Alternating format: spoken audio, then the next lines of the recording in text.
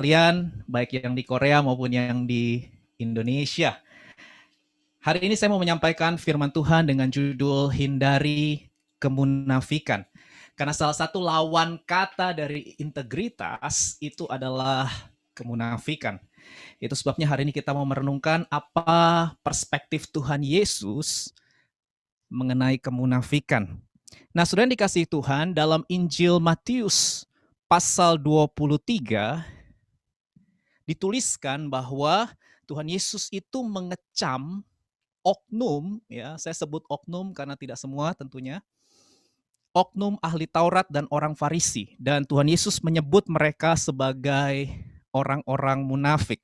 Mari kita lihat Matius 23 ayat 1 sampai 4, kemudian ayat 13. Matius 23 ayat 1. Maka berkatalah Yesus kepada orang banyak dan kepada murid-muridnya, katanya, ahli-ahli Taurat dan orang-orang Farisi telah menduduki kursi Musa. Sebab itu turutilah dan lakukanlah segala sesuatu yang mereka ajarkan kepadamu, tetapi janganlah kamu turuti perbuatan-perbuatan mereka. Karena mereka mengajarkannya tetapi tidak melakukannya. Mereka mengikat beban-beban berat, lalu meletakkannya di atas bahu orang, tetapi mereka sendiri tidak mau menyentuhnya. Ayat 13, celakalah kamu, hai ahli-ahli Taurat dan orang-orang Farisi, hai kamu orang-orang munafik, ya, hypocrites.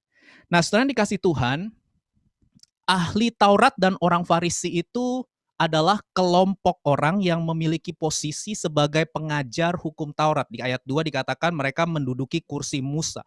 Jadi mereka punya posisi sebagai pengajar hukum Taurat kepada orang-orang Yahudi, saudara. Nah, secara cepat ya, siapa sih Farisi itu? Farisi, saudara, berasal dari kata Ibrani perusim, yang artinya memisahkan diri.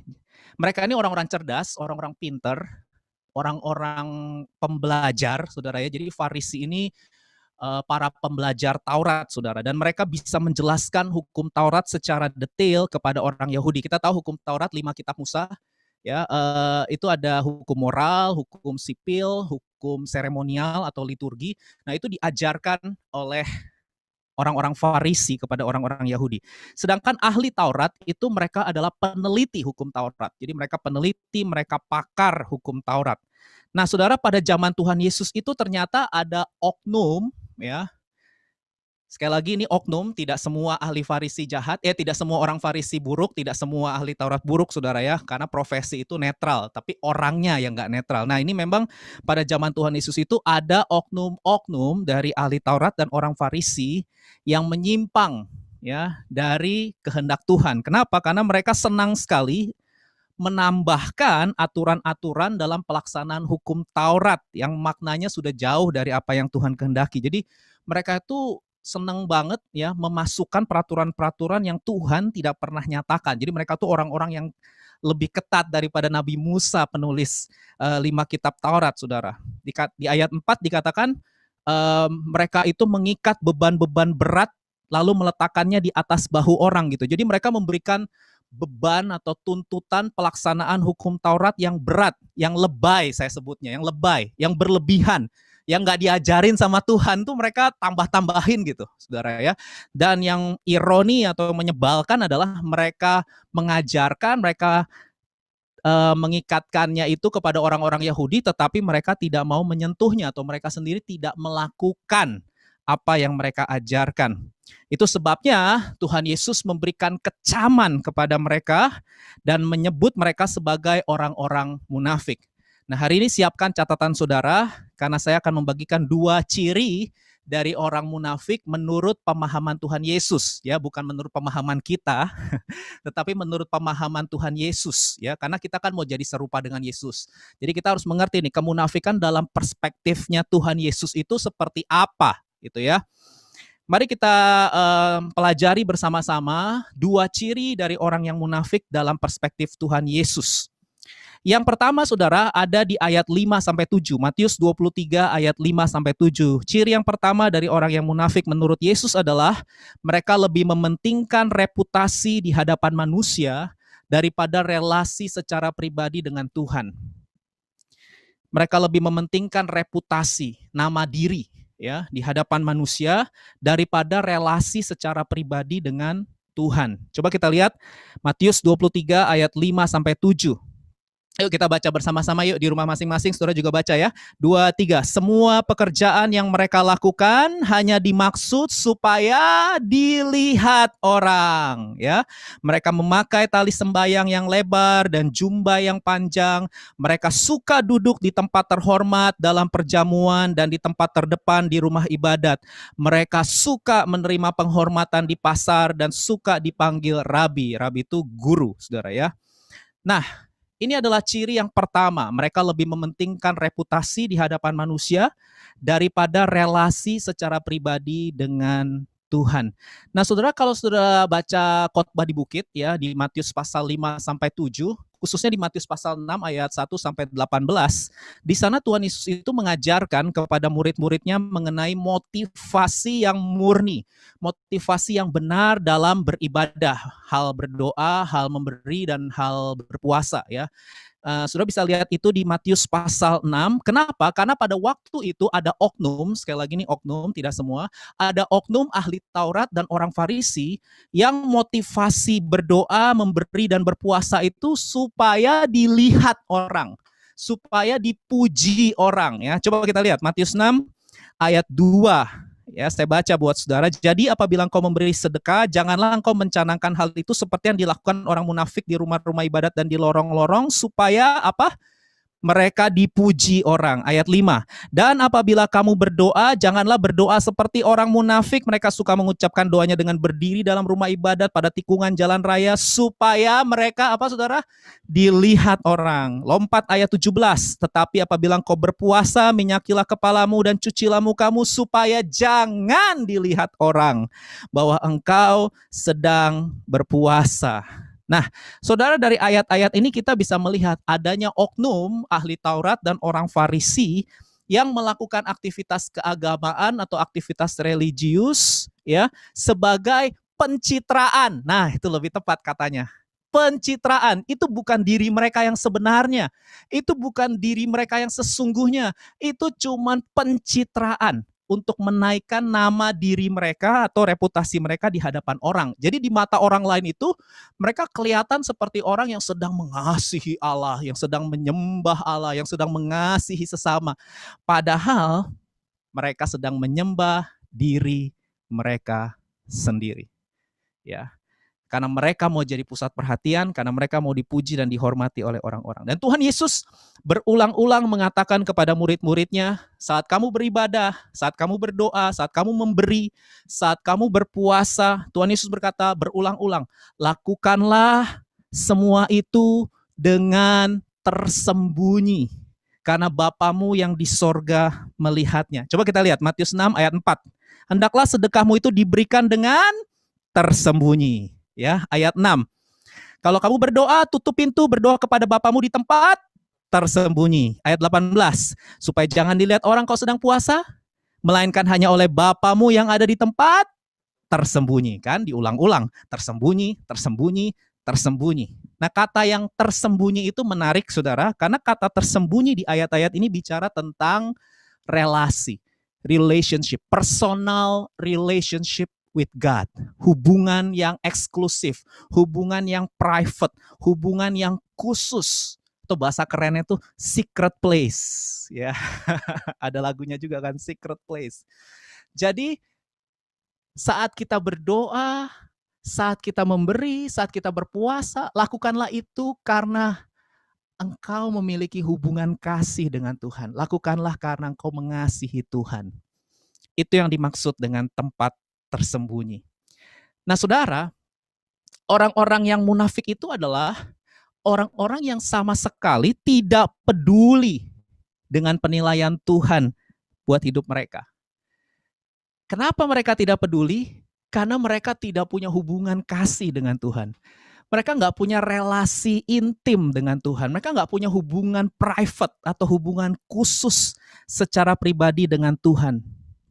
Yang mereka pedulikan itu hanyalah apa kata orang, Apa penilaian orang, ya? Yang mereka pedulikan itu hanyalah pikiran orang dan penilaian orang terhadap diri mereka. Nah, ini tidak demikian dengan orang-orang yang berintegritas. Makanya saya bilang kemunafikan itu lawannya integritas. Karena orang yang berintegritas itu adalah begini, saudara. Orang yang tetap setia melakukan kebenaran firman Tuhan sekalipun tidak ada orang lain yang melihat dan memujinya. Sekali lagi, orang yang berintegritas itu adalah orang yang tetap melakukan kebenaran. Dia tetap hidup benar. Dia tetap melakukan firman Tuhan sekalipun tidak ada orang lain yang melihatnya. Sekalipun tidak ada orang lain yang memujinya. Karena mereka melakukan segala sesuatu karena cinta kepada Tuhan. Ya, karena kasih kepada Tuhan. Orang-orang berintegritas itu adalah orang-orang yang punya hubungan khusus dengan Tuhan. Mereka punya relasi kasih dengan Tuhan setiap hari. Ingat, hukum yang terutama menurut Tuhan Yesus dari seluruh hukum Taurat dan kitab para nabi itu apa, saudara? Hukum yang pertama, kasihilah Tuhan Allahmu. Yang kedua, kasihilah sesamamu manusia. Jadi ini yang menjadi perhatian Tuhan, bukan sekedar apa yang kita lakukan, tapi kenapa kita mau melakukan dan untuk apa, untuk siapa kita melakukannya. Nah, seorang hamba Tuhan bernama C.S. Lewis berkata begini, saudara, integrity is doing the right thing, perhatikan, even when no one is watching. Jadi integritas kita itu teruji pada saat orang lain tidak melihat kita. Bagaimana respon kita pada saat kita sendirian? Apakah kita tetap berdoa? Apakah kita tetap memuji, menyembah Tuhan, merenungkan dan melakukan firman? Apakah kita tetap hidup benar, hidup kudus, sekalipun tidak ada orang lain yang melihat? Nah, itulah integritas kita yang sebenarnya. Integritas bicara siapa kita yang sesungguhnya. Siapa kita yang sebenarnya. Dan itu kelihatan pada saat kita sendiri, tidak ada yang melihat. Nah, saudara, ada sebuah quotes yang berkata, what God knows about you is more important than what others thinks about you. God knows your heart. Yang kedua, orang munafik itu cirinya apa? Yang kedua, orang munafik itu cirinya mementingkan hal-hal lahiriah, tetapi mengabaikan hal-hal batiniah. Coba kita lihat Matius 23 ayat 25 sampai 28. Yuk kita baca bersama yuk. Matius 23 ayat 25 sampai 28. Mementingkan hal-hal lahiriah tetapi mengabaikan hal-hal batiniah. Itu ciri orang munafik yang kedua. Ayat 25 kita baca, 2, 3. Celakalah kamu, hai ahli-ahli Taurat dan orang-orang Farisi. Hai kamu orang-orang munafik, sebab cawan dan pinggan kamu bersihkan sebelah luarnya, tetapi sebelah dalamnya penuh rampasan dan kerakusan. 26. Hai orang Farisi yang buta, bersihkanlah dahulu sebelah dalam cawan itu, maka sebelah luarnya juga akan bersih. 27. Celakalah kamu, hai ahli-ahli Taurat dan orang-orang Farisi, hai kamu orang-orang munafik, sebab kamu sama seperti kuburan yang dilabur putih, yang sebelah luarnya memang bersih tampaknya, tetapi yang sebelah dalamnya penuh tulang belulang dan berbagai jenis kotoran. Demikian jugalah kamu, di sebelah luar kamu tampaknya benar di mata orang, tetapi di sebelah dalam kamu penuh kemunafikan dan kedurjanaan. Saudara, Tuhan Yesus itu memberikan dua gambaran mengenai kemunafikan dalam teks ini ya. Yang pertama, pada waktu itu dikatakan ada orang-orang yang suka membersihkan cawan. Cawan itu apa? Tempat untuk air, cawan. Dia suka membersihkan cawan sebelah luarnya doang. Ya bahasa Jawanya sebelah luarnya tok gitu ya kata orang Jawa. Sebelah luarnya tok, sebelah luarnya doang, tapi sebelah dalamnya tetap kotor. Demikian juga ada pinggan. Pinggan itu apa ya? Tempat untuk menaruh makanan. Sebelah luarnya dibersihkan tapi sebelah dalamnya kotor. Itu gambaran pertama yang Yesus kasih. Gambaran kedua adalah gambaran mengenai kuburan.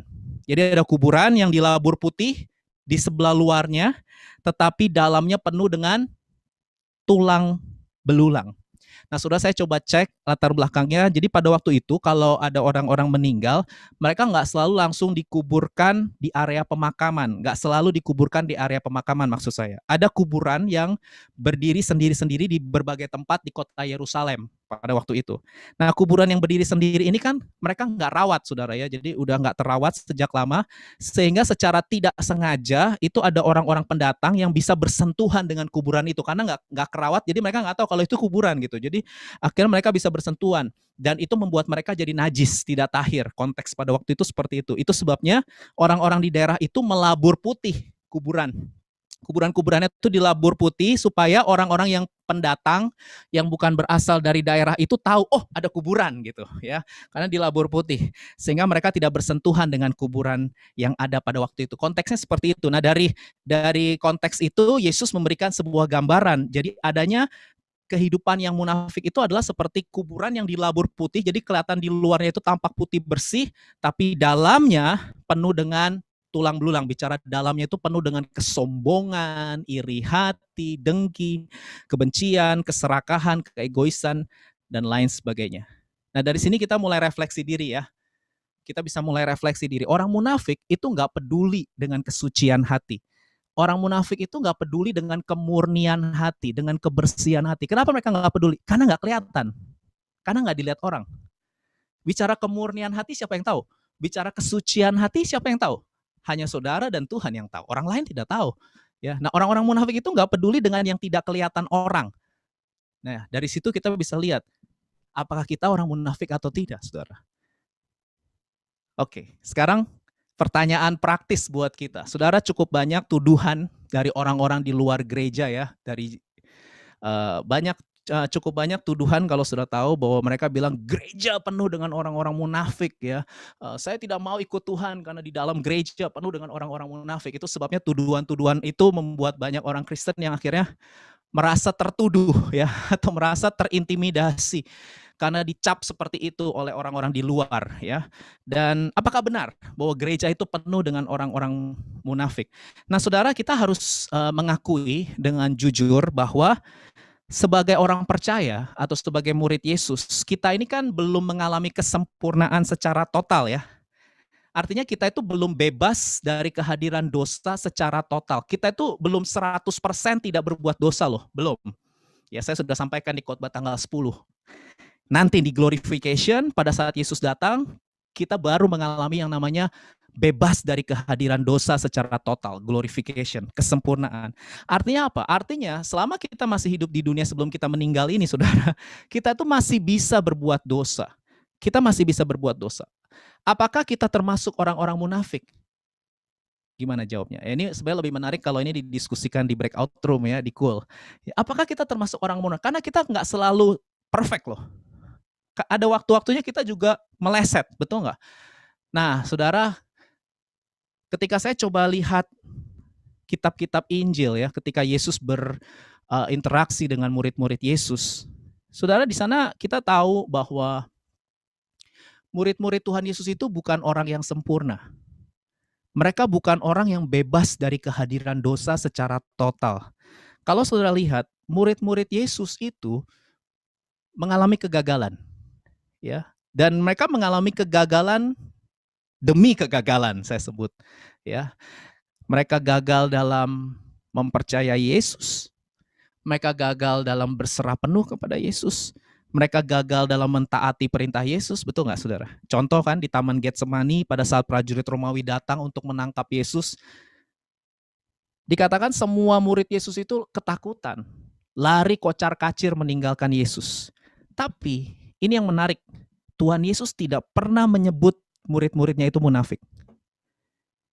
Padahal mereka gagal mentaati perintah Yesus loh. Mereka berdosa. Tapi Yesus nggak pernah sebut murid-muridnya itu munafik. Bahkan ketika kita tahu Petrus, murid Yesus, menyangkal Yesus sebanyak 3 kali. Ya, itu jahat loh, saudara. Itu jahat. Tapi Yesus nggak sebut Petrus munafik. Demikian juga dengan murid-murid Yesus yang nggak percaya kebangkitan Yesus. Benar? Bukan hanya Thomas, semua murid Yesus itu meragukan kebangkitan Yesus. Mereka nggak percaya waktu Yesus bilang, aku akan mati, tapi pada hari yang ketiga aku akan bangkit dari kematian. Gak ada yang percaya, saudara, dengan perkataan Yesus itu. Akhirnya mereka meragukan Yesus. Mereka gagal. Tapi Yesus juga tidak pernah menyebut mereka orang-orang munafik. Sedangkan orang di luar gereja dengan mudahnya bilang, gereja penuh orang munafik. Karena mereka melihat ada orang-orang gereja, mungkin orang-orang Kristen yang masih jatuh di dalam dosa. Dan mereka langsung ngejudge munafik gitu ya. Nah makanya sekali lagi, di sini kita mau belajar kemunafikan menurut pemahaman Yesus. Bukan menurut pemahaman orang. Karena kalau pakai kata orang kita bisa terintimidasi saudara ya. Kita harus kembali kepada apa yang Yesus ajarkan dan katakan. Kalau saudara baca Alkitab baik-baik, kata munafik ini bukanlah kata yang bisa digunakan sembarangan untuk orang-orang yang berdosa. Sekali lagi, kata munafik ini bukan kata yang bisa kita gunakan secara sembarangan ketika kita melihat orang lain berdosa. Jadi kalau ada orang lain berdosa, langsung kita bilang munafik. Gak bisa. Gak bisa secara umum saudara generalisasikan seperti itu. Karena kalau kita baca Alkitab baik-baik, kata ini bukan kata yang diberlakukan untuk semua orang yang berbuat dosa. Yesus hanya menggunakan kata munafik ini kepada oknum ahli Taurat dan orang Farisi. Gak pernah Yesus gunakan ini kepada yang lain. Hanya kepada mereka. Ya, itu sebabnya kita hari ini belajar. Ada dua kan ciri orang munafik. Jangan menghakimi loh ya. Karena Yesus kasih ciri orang munafik itu ada dua. Yang pertama apa tadi? Mementingkan reputasi di hadapan manusia daripada relasi secara pribadi dengan Tuhan. Dan yang kedua, mementingkan hal-hal lahiriah daripada hal-hal batiniah. Nah, sekarang bagaimana caranya untuk kita bisa menghindari diri kita dari dosa kemunafikan? Yang pertama, saudara, untuk kita bisa menghindari dosa kemunafikan adalah kita harus belajar. Ya, saya pakai kata belajar karena ini bukan sesuatu yang instan, ini sebuah proses, saudara ya. Belajar untuk mementingkan relasi kasih dengan Tuhan. Kalau saudara mau hidup saudara bebas dari kemunafikan, begini gampangnya. Gampang praktisnya begini. Lakukanlah segala sesuatu dalam hidupmu karena engkau cinta sama Tuhan. Titik. Ya. Lakukanlah segala sesuatu dalam hidupmu, engkau belajar, engkau bekerja, engkau berumah tangga, engkau berkeluarga, engkau membangun hubungan dengan orang lain. Apapun yang saudara lakukan itu, lakukanlah karena ini. Karena cinta saudara. Ya, karena saudara mengasihi Tuhan dan karena saudara mengasihi sesama. Nah, ini yang bisa menghindarkan kita dari kemunafikan. Fokus pada penilaian Tuhan. Ujilah aku Tuhan, cobalah aku Tuhan, selidiki hatiku dan batinku, mataku tertuju padamu. Relasi kasih, aku cinta padamu Tuhan. Aku rindu hadiratmu Tuhan. Ini relasi kasih saudara. Aku ingin selalu dekat padamu, menikmati kehadiranmu. Saudara, lagu ini bicara relasi kasih dengan Tuhan. Ya, kita tahu yang buat Mazmur ini tidak sempurna. Raja Daud itu tangannya penuh darah, saudara. Raja Daud itu ngambil istri orang. Dia udah punya banyak istri, sudah ada gundik, tapi dia tetap ambil istri orang. Dia bunuh lagi suaminya. Raja Daud bukan orang sempurna, saudara. Tapi kenapa Tuhan suka sama Daud? Dan Tuhan bilang Daud ini berkenan di hatiku. Daud ini melakukan kehendak Allah pada zamannya.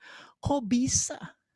Kalau saudara baca tokoh-tokoh Alkitab itu nggak ada yang sempurna. Cacat celah semua itu saudara ya. Meleset semua.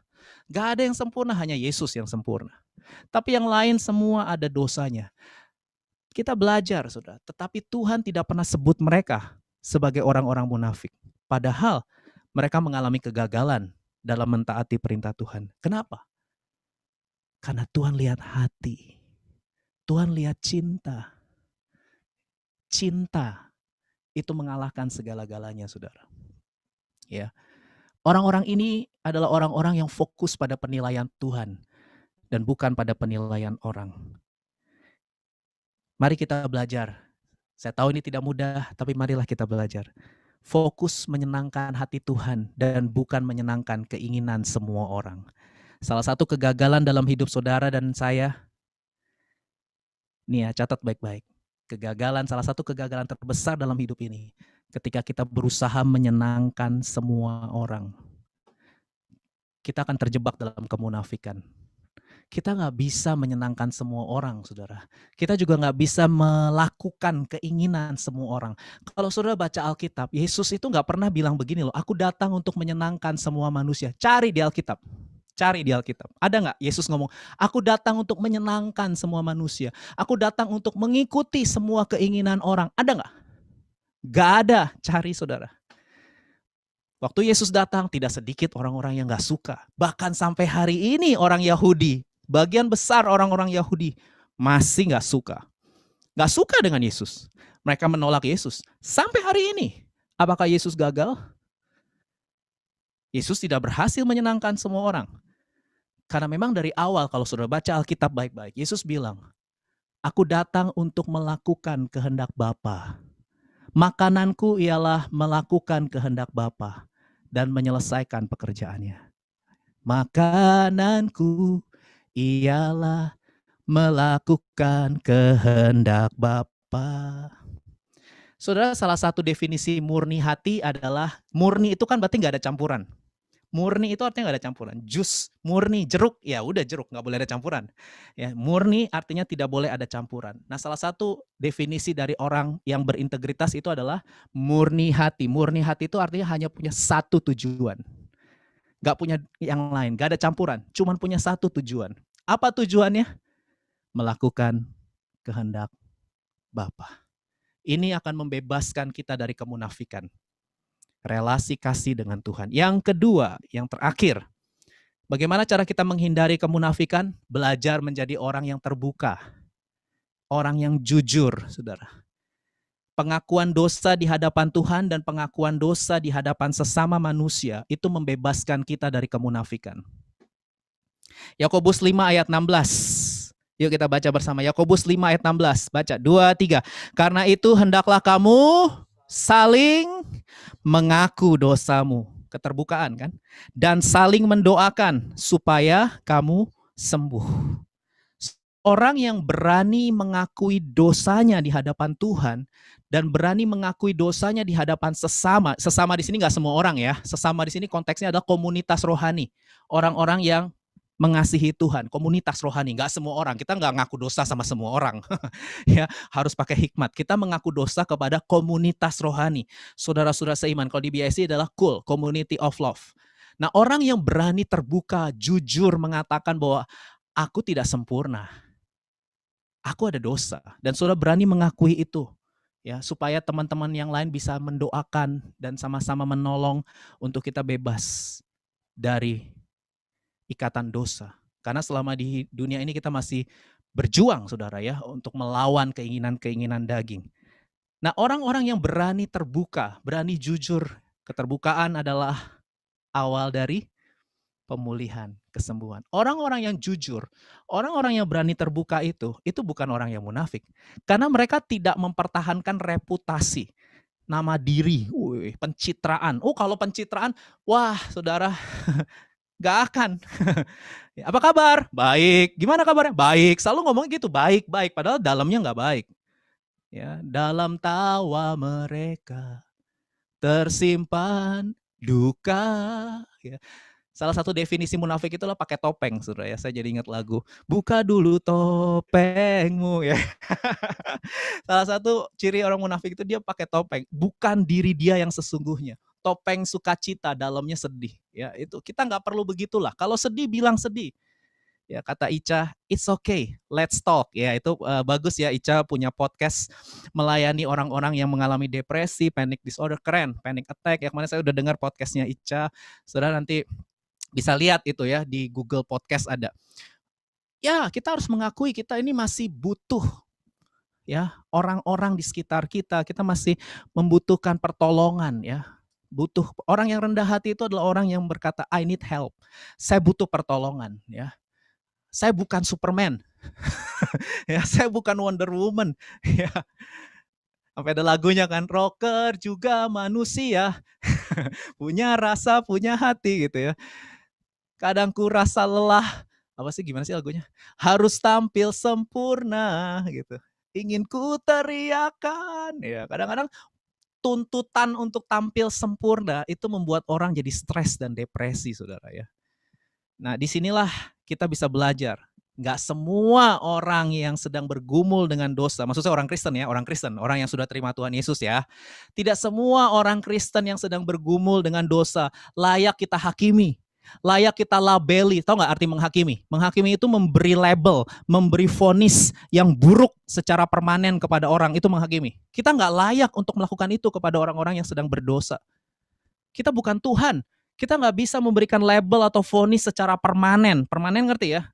Memang kamu dari dulu sekarang sampai selamanya pemarah, pendendam misalnya. Wah, kata-kata selalu. Kamu itu tidak pernah berubah. Kamu pemalas, tidak pernah berubah dulu sekarang sampai selamanya.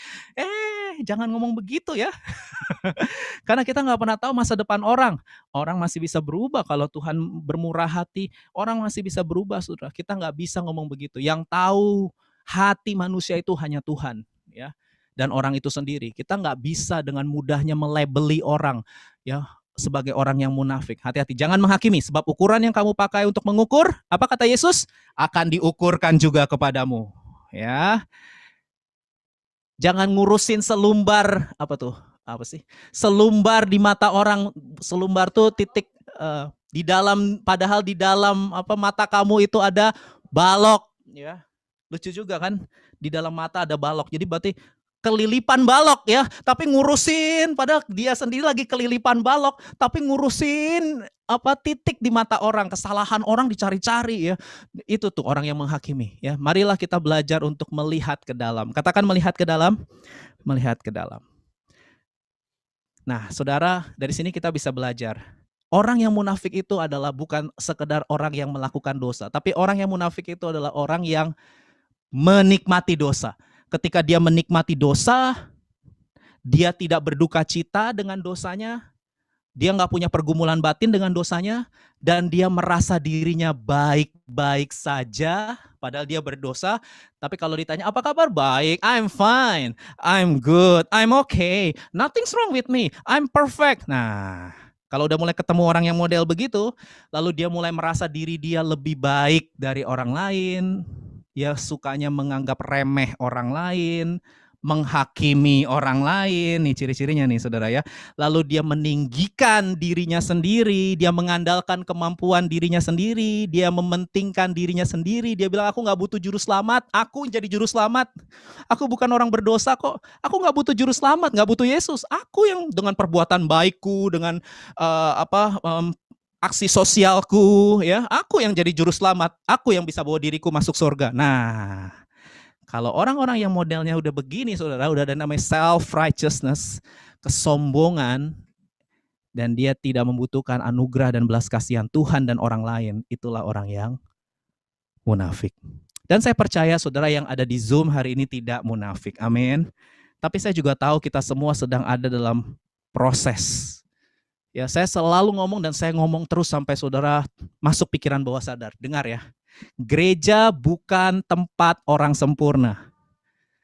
Ya, gereja bukan komunitas sempurna. Saya ulang terus nih, supaya Saudara kalau ngelihat ada orang lagi jatuh atau lagi apa, Saudara nggak ikut-ikutan pahit hati gitu, ya. Oh kok pendeta misalnya jatuh, oh kok ini hamba Tuhan jatuh. Ya mereka lagi diproses, Saudara. Mereka lagi diproses ya. Gereja bukan komunitas sempurna. Gereja adalah komunitas anugerah. Gereja itu tahu nggak isinya? Orang-orang berdosa. Gereja itu isinya adalah orang-orang berdosa yang diterima oleh Allah bukan karena mereka baik, bukan karena mereka layak, mereka tidak layak, mereka tidak pantas, mereka bukan orang baik, mereka orang berdosa. Tapi mereka diterima oleh Allah karena mereka percaya pengorbanan Sang Juru Selamat, yaitu Tuhan Yesus Kristus. Itulah gereja. Gereja itu komunitas anugerah. Kita semua bisa menerima pengampunan dosa, kita bisa menerima pembenaran, kita bisa menerima kehidupan yang kekal. It's only by your grace that I could live today. Forever I will praise Your name. Semua karena kasih karunia melalui iman kepada pengorbanan Tuhan Yesus Kristus di atas kayu salib. Sehingga kita bisa diangkat jadi anak-anak Allah, orang benar, orang kudus. Itu semua bukan karena kita layak dan pantas. Bukan karena kita lebih baik dari orang lain. No, kita tidak lebih baik dari orang lain. Tapi itu semua karena kasih karunia. Dan kalau sudah mengerti, maka komunitas kita sebagai gereja adalah komunitas yang sehat. Salah satu ciri dari komunitas rohani yang sehat dan bertumbuh adanya keterbukaan satu sama lain. Dan saya bersyukur menggembalakan jemaat BIC di Cool setiap hari Rabu ada breakout room, kita sharing satu sama lain. Dan saya bersyukur karena saudara mau terbuka, ya, saudara mau cerita. Kita punya musim kita punya musim kehidupan yang berbeda-beda. Kita punya struggle, kita punya tantangan hidup yang berbeda-beda. Dan saya bersyukur karena saudara mau cerita, saudara mau jujur, saudara mau terbuka. Karena dengan keterbukaan itulah orang lain bisa mendoakan saudara, bisa memberikan nasihat, bisa membangun, dan lain sebagainya. Karena goal kita adalah menjadi serupa dengan Yesus. Menjadi serupa dengan Yesus bukan bicara kesempurnaan secara total, bebas dari kehadiran dosa secara total, tapi apa? Keserupaan dengan Yesus itu berbicara mengenai ketaatan. Katakan ketaatan. Semakin hari, semakin bertambah. Apanya yang bertambah? Ketaatan kita kepada Tuhan. Ya, keserupaan dengan Yesus itu bukan bicara kesempurnaan secara total, tapi bicara proses ketaatan kita. Ada lagu lama ya, saya tiba-tiba ingat, tambah hari, tambah cinta Yesus. Tahu nggak lagu itu? Tambah hari, tambah ku percaya. Tambah hari, tambah benci dosa. Tambah hari, tambah ku setia. Itu dia serupa Yesus, saudara. Semakin hari semakin bertambah cinta kita, ketaatan kita, dan kita semakin benci terhadap dosa. Saudara, saya akan akhiri dengan kalimat ini. Saudara, di masa pandemi COVID-19 ini, saudara sadar nggak? Dari tahun 2020 sampai hari ini, dan kita nggak tahu kapan berakhirnya ya, saudara ya. Pandemi ini sebenarnya ujian integritas loh. Ya, pandemi COVID-19 ini merupakan salah satu ujian dari komitmen dan kesetiaan kita kepada Tuhan. Karena saya mendapati sebagai hamba Tuhan, dan saya juga melihat hamba-hamba Tuhan lain di seluruh dunia, bahkan saya menyatakan, saudara, pandemi COVID-19 ini membuat tidak sedikit orang Kristen mundur imannya. Ya, Civivi di akhir tahun tanggal 30 Desember juga cerita ya di Cool gabungan kita bahwa gak sedikit orang-orang yang jadi mundur iman, mundur pengharapan, mundur kasihnya kepada Tuhan dan sesama. Dulu waktu ibadahnya onsite, wah mereka aktif ya. Waktu ibadahnya onsite, wah mereka sukacita. Tapi sekarang ketika ibadahnya online, ya gak sedikit orang-orang Kristen yang gak mau beribadah. Kenapa gak beribadah? Karena gak nyaman. Ya, nggak nyaman. Aku lebih nyaman onsite ya. Sama, pendeta juga lebih senang onsite, saudara. Emang saudara, semua juga nggak ada yang nyaman. Kalau saudara mau tanya semua orang Kristen di dunia, mereka semua nggak nyaman dengan ibadah online, saudara. Mereka lebih nyaman ibadah onsite. Tapi saya bersyukur loh saudara ya, karena saya dikelilingi oleh orang-orang yang meskipun saya tahu saudara tidak nyaman, saya tahu saudara ini nggak nyaman nih, yang lagi di Zoom ini, saudara saya ngerti, saudara juga nggak nyaman kan, di rumah ngelihat gitu ya. Kita semua mengalami lah rasa tidak nyaman, tapi saya bersyukur karena saudara tetap komitmen, saudara tetap setia. Saya percaya karena saudara tahu firman Tuhan ini, Ibrani 10 ayat 25. Yuk kita baca ya, Ibrani 10 ayat 25. Janganlah kita menjauhkan diri dari pertemuan-pertemuan ibadah kita seperti dibiasakan oleh beberapa orang. Tetapi marilah kita saling menasehati dan semakin giat melakukannya menjelang hari Tuhan yang mendekat. Saudara, salah satu ciri orang Kristen yang dewasa adalah perilakunya tidak digerakkan oleh perasaan. Ya, ini nih bedanya anak-anak sama orang dewasa ya, salah satunya yang paling kelihatan. Ini kan kita semua mau jadi dewasa secara rohani kan, amin? Iya kan, kita semua mau, ya salah satu ciri anak-anak itu apa? Baper. Semua digerakkan oleh perasaan. Ya, kalau lagi bete, lagi males, nggak mau sekolah, nggak mau ngerjain tugas, ya, nggak mau melakukan apa, betul nggak? Halo? Iya, tapi kalau orang dewasa, sekalipun dia males, sekalipun dia nggak nyaman, sekalipun dia lagi bete, sekalipun dia lagi bad mood, lagi nggak mood, orang dewasa akan tetap bertanggung jawab melakukan apa yang benar. Dia akan tetap sekolah, dia akan tetap belajar, dia akan tetap kerjakan tugas. Halo, betul nggak? Iya, kalau saudara lakukan itu, saudara berarti dewasa. Saudara tidak digerakkan oleh perasaan, tapi digerakkan oleh kebenaran. Orang dewasa itu digerakkan oleh kebenaran. Dan saya bersyukur karena saudara bukan lagi orang Kristen yang kekanak-kanakan. Saudara yang ada di Zoom ini, saya kasih jempol. Saudara adalah orang Kristen yang dewasa. Karena sekalipun saudara tidak nyaman, ada yang bilang, aduh soalnya nggak ngerasa hadirat Tuhan kalau online ya. Kalau online nggak rasa merinding-merinding ya, meskipun nggak merinding-merinding, ya nggak merasakan hadirat Tuhan mungkin, tapi saudara tetap berdoa, saudara tetap memuji Tuhan, saudara tetap menyembah Tuhan, saudara tetap aktif di Cool hari Rabu, sharing, saudara tetap aktif di ibadah minggu. Jumlahnya nggak banyak nih, saya tahu 20-an aja. Sebenarnya jemaat BIC itu sekitar 40-an, tapi yang hadir sekitar 20-an aja, separuh tidak hadir ya. Dan ada beberapa orang dari Indonesia juga ya yang join. Nggak banyak jumlahnya saudara. Memang orang-orang dewasa itu pilihan. Nggak semua orang mau memilih kedewasaan. Tidak semua orang. Tapi saya bersyukur karena meskipun usia saudara masih muda, tapi saudara sudah mau memilih untuk memiliki komitmen dan kesetiaan, tanggung jawab. Bahwa ibadah itu bukan tentang saya rasa atau tidak rasa. Tapi ibadah itu adalah tentang Tuhan. It's all about you. It's all about you. Ya, ibadah itu bukan tentang kita, tapi tentang Tuhan. Mempersembahkan hidup kita kepada Tuhan. Itulah esensi dari ibadah. Dan saya percaya saudara, hari-hari ini di tengah masa-masa yang sulit ini, kita mau terus belajar memiliki dua hal ya. Hindari kemunafikan, dua hal. Yang pertama apa? Bangun terus kesadaran akan keintiman relasi kasih dengan Tuhan. Kesadaran akan hadirat Tuhan setiap hari. Saat teduh setiap hari. Renungkan firman setiap hari. Ini kita lagi baca kitab Mazmur kan. Lagi seru. Terus baca saudara ya. Ayo gembala-gembala Cool ingatkan terus membernya. Hari Rabu coba share tentang apa yang didapat di saat teduh. Coba share biar ini jadi gerakan ya. Gerakan. Karena kalau sendirian biasanya kita lebih lemah. Tapi kalau bersama-sama kita lebih kuat. Relasi kasih dengan Tuhan. Apa kata Tuhan lebih penting dari apa kata orang.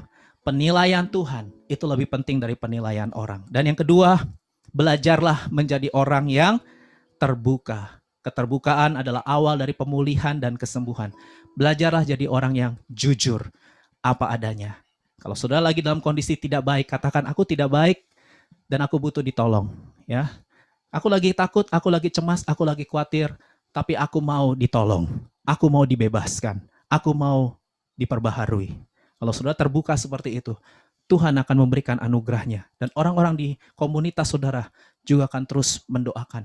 Bersama-sama kita menyingkirkan dosa dan kita semakin hari semakin bertambah taat dan mentambah cinta kepada Tuhan. Terima kasih untuk firman-Mu di hari ini, di sore hari ini Tuhan.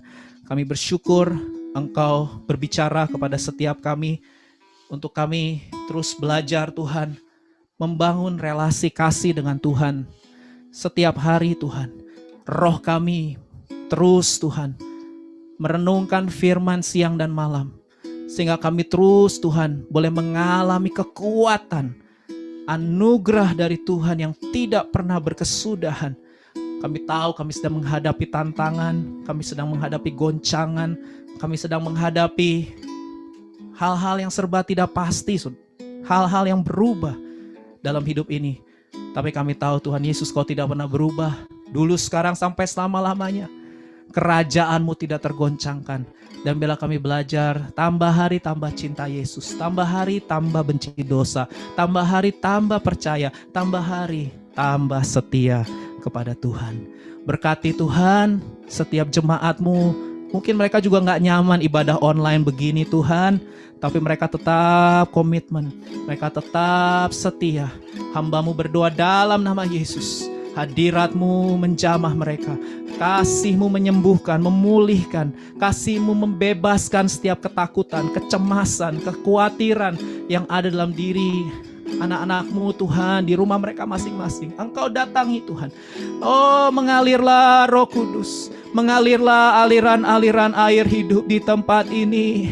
Oh, mengalir di rumah masing-masing dalam nama Yesus. Kuatkan, teguhkan hati setiap anak-anak-Mu Tuhan, supaya tidak ada satupun yang menyerah, tidak ada satupun yang tawar hati, tidak ada satupun yang meninggalkan Tuhan. Tapi kami semua boleh berjalan makin hari makin kuat, dan kami dibebaskan dari kemunafikan, karena kami tahu Tuhan, Engkau Allah yang terus memurnikan kami dari sehari ke sehari. Terima kasih Tuhan untuk hari ini. Kami bersyukur Tuhan untuk para pelayan Tuhan yang hadir di rumah misi dan setiap orang yang hadir. Tuhan, Kau memberkati mereka berlimpah-limpah-limpah. Dan sebentar kami rindu melanjutkan aktivitas kami. Kami mau terima berkat dari Tuhan. Mari buka hati, tengadakan kedua belah tangan saudara. Terimalah berkat dari Tuhan kita. Tuhan memberkati engkau dan melindungi engkau. Tuhan menyinari engkau dengan wajah-Nya dan memberi engkau kasih karunia. Tuhan menghadapkan wajah-Nya kepadamu dan memberi engkau damai sejahtera. Pulanglah, kasihilah Tuhan Allahmu dengan segenap hati, segenap jiwa, segenap kekuatan dan akal budimu. Dan kasihilah sesamamu manusia seperti engkau mengasihi dirimu sendiri. Mulai dari sekarang sampai Maranatha, datanglah segera ya Tuhan Yesus. Kami semua merindukan-Mu. Dalam nama Yesus, semua yang mau hidup dalam kemurnian hati, ketulusan hati, mari sama-sama katakan amin. Buka video saudara, boleh say hi, God bless you, keep winning.